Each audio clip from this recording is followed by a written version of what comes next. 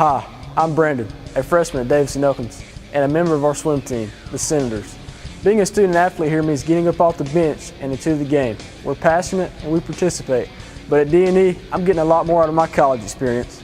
D&E athletes are all about representing their sport, themselves, and the college.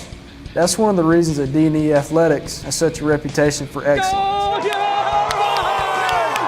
Obviously, our coaches want us to perform well on the field, but academics are fundamental. Our coaches stay in touch with our professors, set up special study groups and tutoring sessions, and encourage us to achieve more. Plus, we get a chance to learn through our athletic experience in some of the best facilities around. The McDonald Center is a state-of-the-art athletic facility featuring a 1,200-seat arena, walking track, and training facility.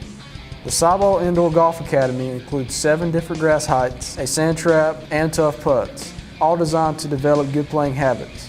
And our outdoor athletic complex offers baseball and softball fields and a turf soccer and lacrosse field, as well as a great cross-country course. These facilities give us a place to practice, compete, and learn.